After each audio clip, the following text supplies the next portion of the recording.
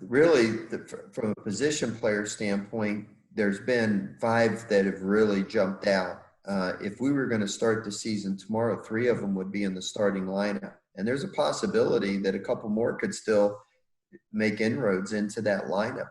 I know that seems crazy to think that an established program like LSU could play that many freshmen, but that's how talented these guys are. Of course, everybody knows about Dylan Cruz. He received a lot of notoriety even before he arrived here, and he has lived up to the billing. He's hit a couple of home runs. One of them was an amazing blast. I think you were there that night, Wilson, if I'm not mistaken. 3-run homer that hit halfway up the video board in left field. I mean, it was an absolute blast. I think it measured about 457 feet or something to that effect. He had another one the other day against the wind to left field, and he hit it and he started to pimp it a little bit, and the wind was galing in from left field, and I think it hit in about the third row of the stands. And so I was hoping it would hit off the wall to really teach him a lesson. But he hit it so good that it still went out of the ballpark. But it still gave me a good opportunity to make a coaching point with him. Don't get me wrong, Dylan plays the game really hard. He plays it the right way. He's been very accepted by his teammates. And he's made it very clear he should be an everyday player for us without question. The only question was going to be whether or not he plays center field or right field. And I think, that Giovanni has come along enough that he's going to get the opportunity to be the everyday center fielder. So we moved Dylan over to right field, and he looks really good there.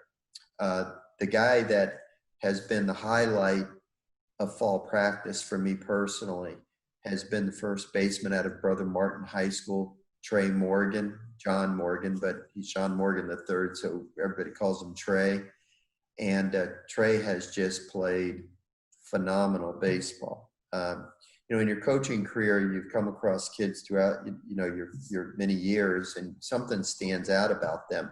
I'll bet you in my 40 years of coaching, or roughly 40 years of coaching, I've probably had 3 or 4 first basemen that have stood out because they're so good defensively at first base. You usually put just a good hitter at first base and hope he can catch throws that hit him in the chest.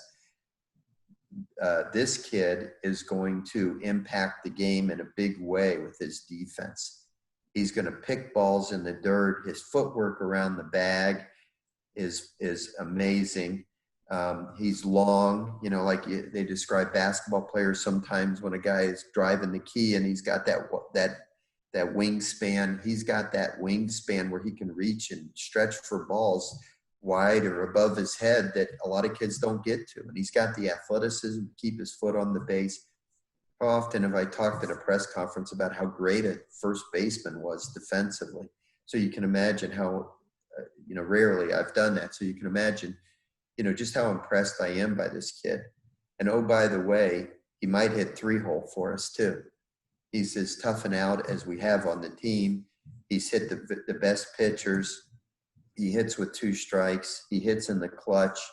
He's also a very good base runner. You say, what can't this kid do? And honestly, I don't really see anything that he can't do. He looks like a future major leaguer to me. And I think we're very blessed to have him there. And he's done such an amazing job that it encouraged me to take Cade Beloso and try to find another position for him.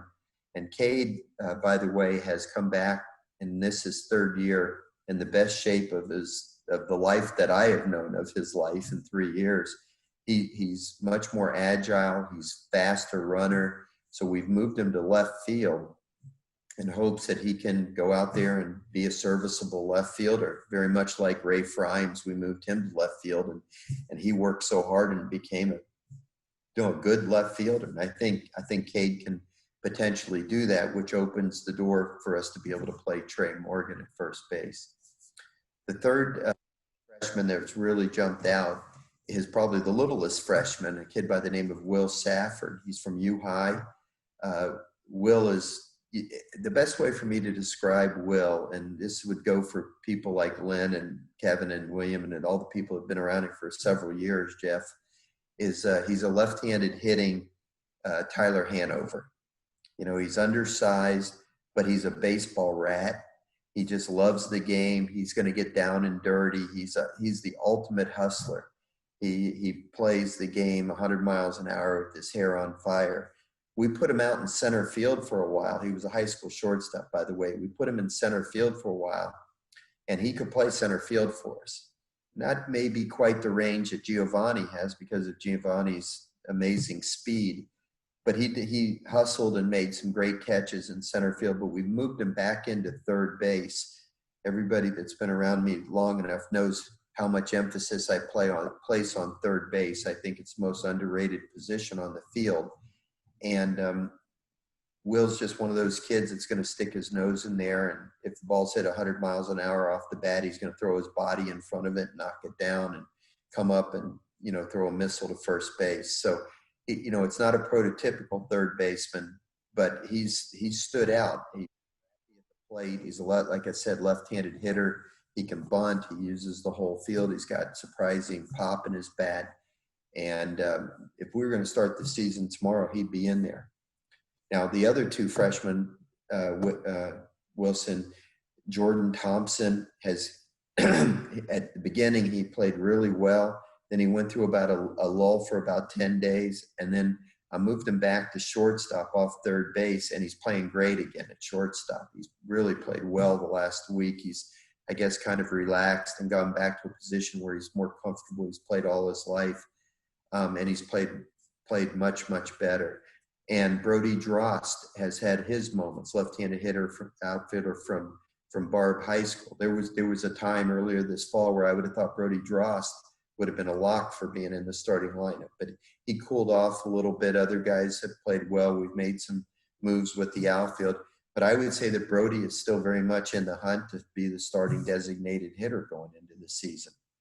So it's quite possible we could have as many as 4 or 5 freshmen in our starting lineup pretty early in the season. And we'll see how that plays out. But right now, if the season was to begin, we'd have 3 with 2, competing hard for starting jobs.